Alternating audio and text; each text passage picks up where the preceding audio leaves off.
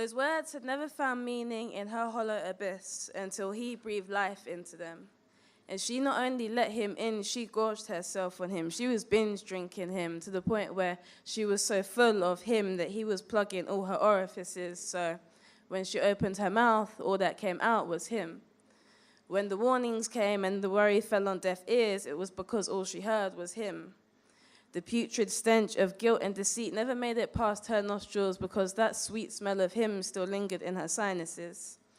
She felt his words wrap her in a cocoon of warmth, and she didn't want to be disturbed.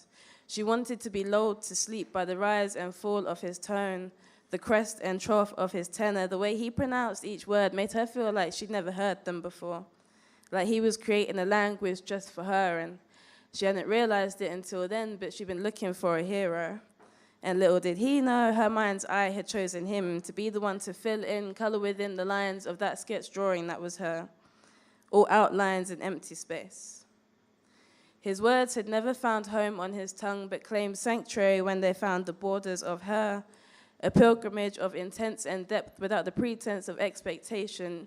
In this undiscovered land, they grew roots and were renewed.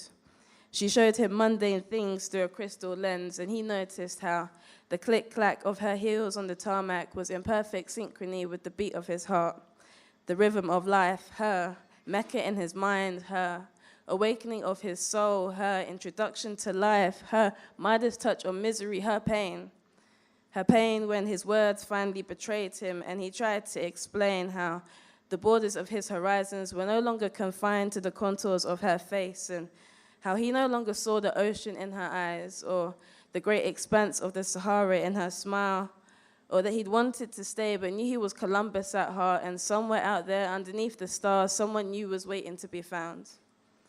In the silence that followed, even as they held their gaze, a gaping distance opened up between them. And on different sides of rocky terrain, it grew and spread like a disease, so quick and ugly and unexpected and uncontrollable that before long there was a canyon between them. They no longer speak of those words. But with memory less bitter than sweet, roll the syllables around on the tongues of their minds, and from time to time they feel it. The synchrony of they, the rhythm embedded in them, and know that at that moment they're doing the exact same thing.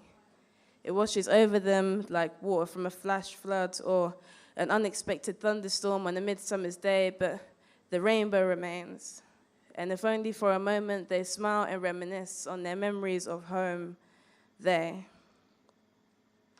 That was that one.